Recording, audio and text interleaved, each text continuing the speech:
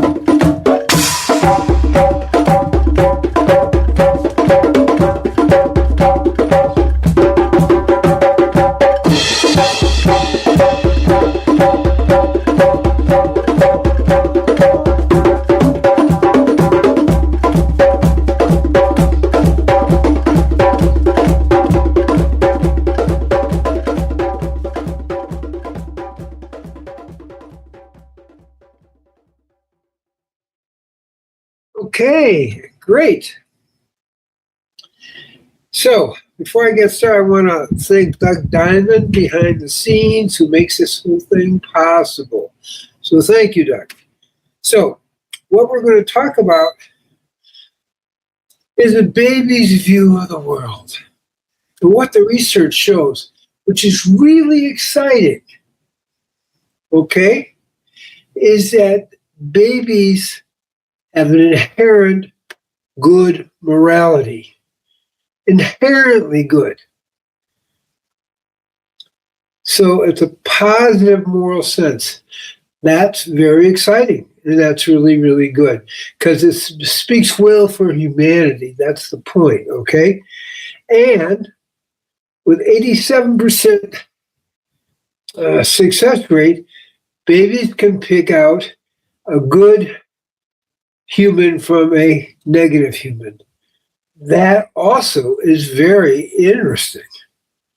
So we have that capacity, and they can perceive intention and fairness.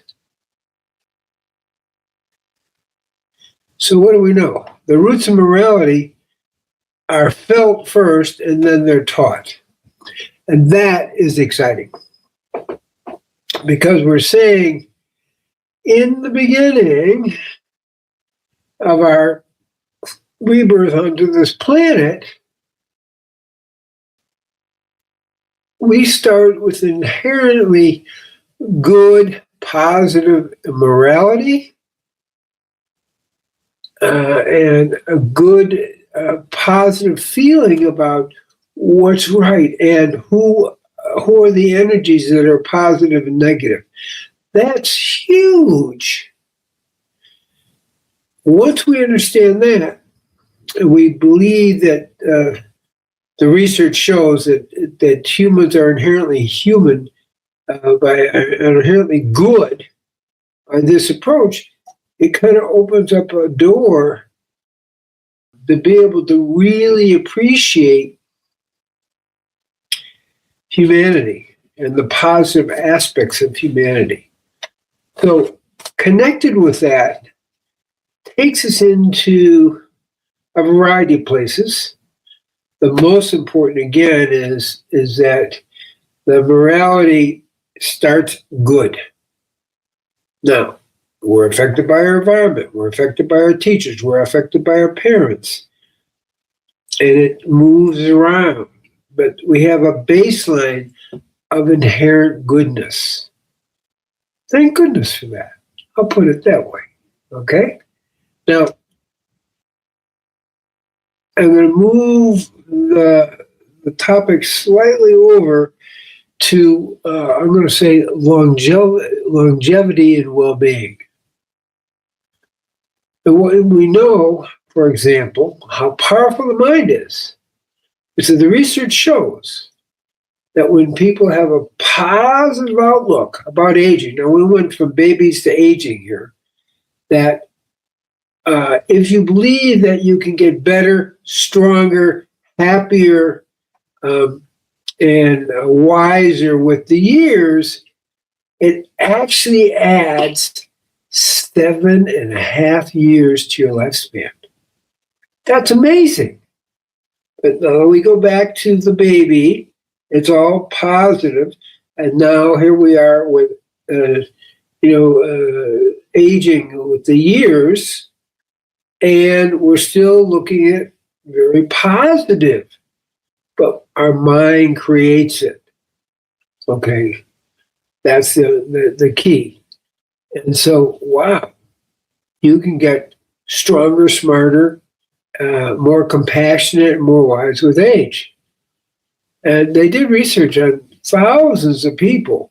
What they found, as it averaged out, that with age, like going into the 60s and 70s, people actually, 51% of the people either got better or stayed the same. So the negative thought that we lose something with age doesn't hold. That's huge. So our initial goodness as a baby, and then even with age, the years, all that is really there, and that we can actually add 7.5 years onto our life. That's pretty exciting. Okay? And so now, when we look at longevity, there's a few things that are important. Okay? Genetics turns out to only play maybe 10 to 30% of the story. Again, it's your attitude. Let's start with your attitude about yourself. And what I mean by that is that if you see that you're going to live longer, and you have a more positive attitude about what you're going to do, you're at much better service in the world. Your longevity increases. Now, the longest lived person that we know in recent history, who left his body in 1933, was Lin Chin Win. He lived to be 256. And he was an herbalist, and he ate some key herbs, the goji berries, the reishi, and the ginseng. And he had 23 wives over his long lifespan, and 200 kids, 200 children. So he was surrounded by positive people, positive thinking people. He had fresh air. He lived in the mountains, and as I said, was an herbalist. And so he created a longevity thing. But when he was really asked about it at age 200, because they were beginning to celebrate him, he said the most important thing is a calm mind. The most important thing for longevity, according to him, was a calm mind. Obviously, the diet plays a role. What we do know is that Vegans generally live longer. Vegan women live 4.4 years longer, and vegan men live 7.2 years longer. Now, what's the difference? Well, because women are already living longer. In general, women live longer, and the research tends to show that when people are working together, and women tend to have more teamwork and have more cultural connections with each other, that tends to help people live longer. In fact, they did do research that people who go to church once a week have less chronic disease and also live longer. It's not just church, any religious group. So membership in a group, and women are more social. Now, what they did find is that when men in certain societies share the same cultural activities, so to speak, and connections, they lived as long as the women. Okay. What we also find, so that's an important point. We also find that married people live longer. Single women live the second longest, and single men, not in relationship, live the shortest. And so that's kind of research that supports it. But the people who live the longest are in relationship, they have less disease, and they live, longer. And that's very, very important. And there also research shows if people have sex once a week, it adds to the longevity cycle. So we have a diet, and generally, say vegan. What I recommend is I'm 100% vegan and about 90% live food, but at least 80% live food will give the most longevity effect. And then those herbs that I mentioned are classical herbs, and they're herbs I also take and enjoy as part of my research on it. The reishi, the goji berries, and the ginseng, they're all add to it. And so this is all really positive and important information to have. So we're looking at, in essence, a sense of well-being, a sense of understanding and feeling that you're going to get better with age, not age is a loss. And that's extremely important. Longevity is very much enhanced by your social group that supports longevity, by being part of a social group, marriage or long-term committed relationships. So that's obviously pretty important. Exercise is important. This man lived to be 256 years. He also did breathing exercises, and he did a lot of walking and gardening type things. So exercise also plays a role. I mentioned the breathing because by the time a person is 70, if they haven't been doing breathing exercises, they lose 50%. They will have lost 50% of the lung capacity. I do breathing exercise at age 83. That's what I am now. I do breathing exercises 6 days a week. I do the yoga stretching 6 days a week.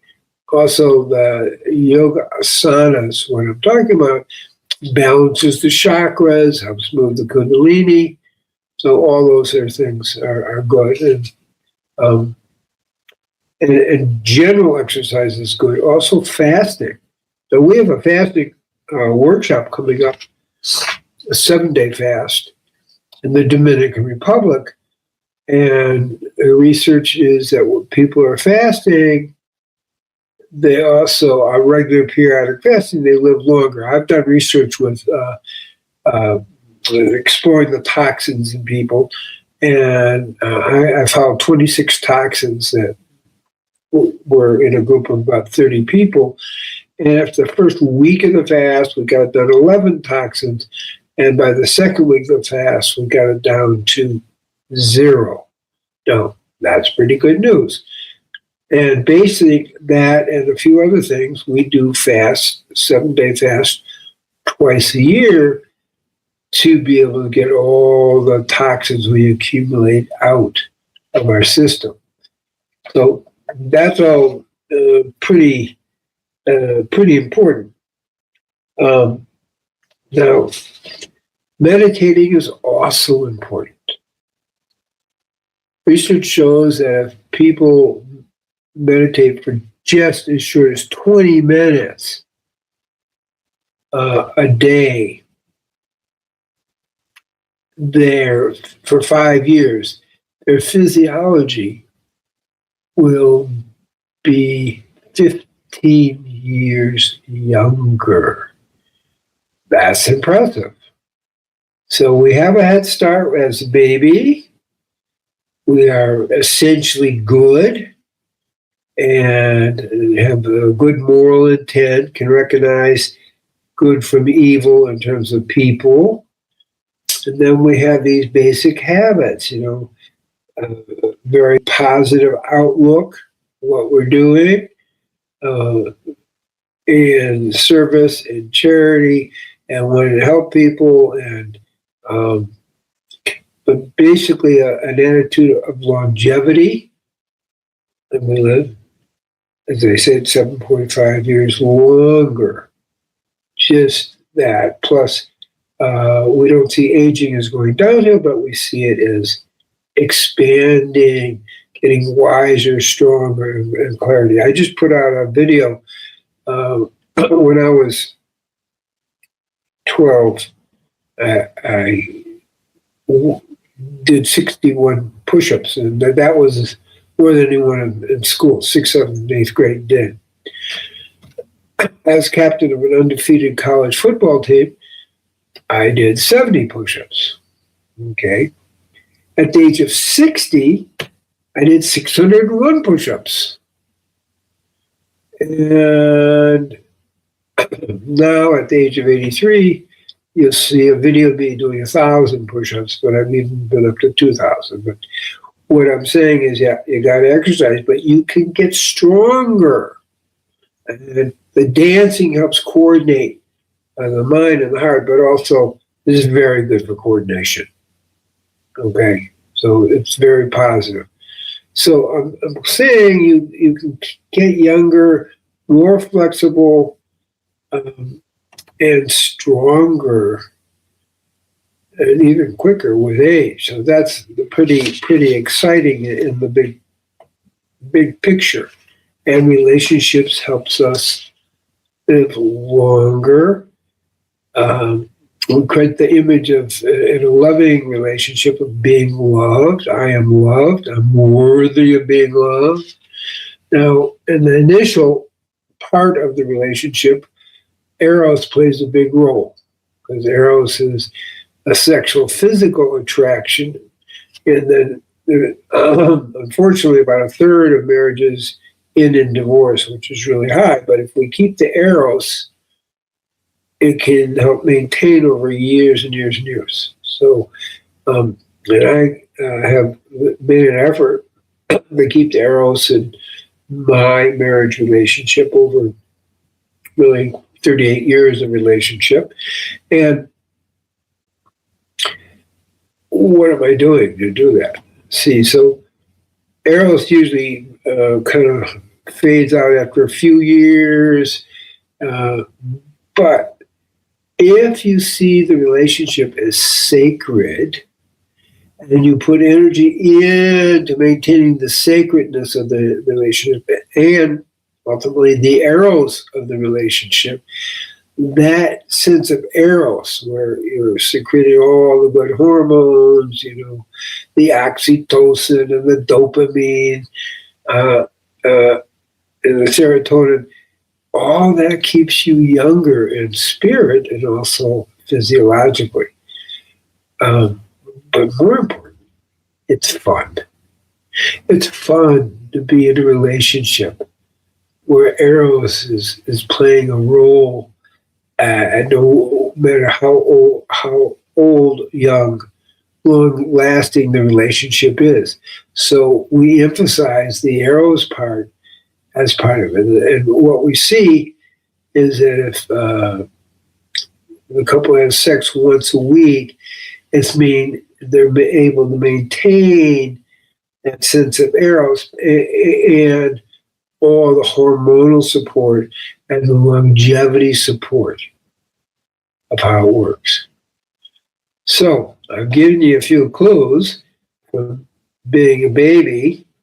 We're essentially good people, have good morality, can distinguish between good and bad people that come into our lives, and then how we maintain this in relationship, the Eros and the longevity and love, the deep love in relationship. Eros isn't quite love, but Eros adds and amplifies the love. And then we exercise, we eat a vegan diet and as much live food as you can, at least 80%. And we're heading towards a really good thing, and we exercise. So I exercise really 6 days a week. I do 1,000 push-ups every other day, but I'm doing abdominals and I'm doing a variety of things. And my wife and I take walks together, and we live a little bit on a big hill or mountain.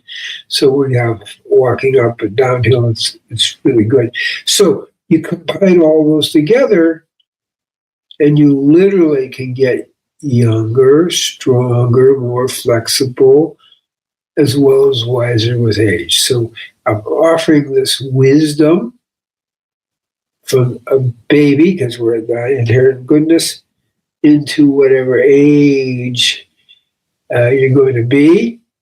And I'll just mention that above 100, okay, so that one Chinese man was 256, but a study in Yugoslavia showed that the people who lived more than 100, 95% were vegan. So that is actually pretty important. One of the reasons, just to add to that, is 96% of the toxins are stored in the animal fat. So by eating lower in the food chain, you're less likely to get the accumulation that you do get with meat, fish, and chicken, and then dairy. So we have all these things laid out for us in a good way. And final piece of advice, we want to, for some people, it sounds like a lot. Go one step at a time. Make one change at a time. Get solid with the one change, and then do another change. Get solid with that change, and then do another change. So you build it up. And the transition could be a month, it could be a year or 2 years, but you can do it. And that's the important thing. Have the intention to love yourself enough to want to heal yourself.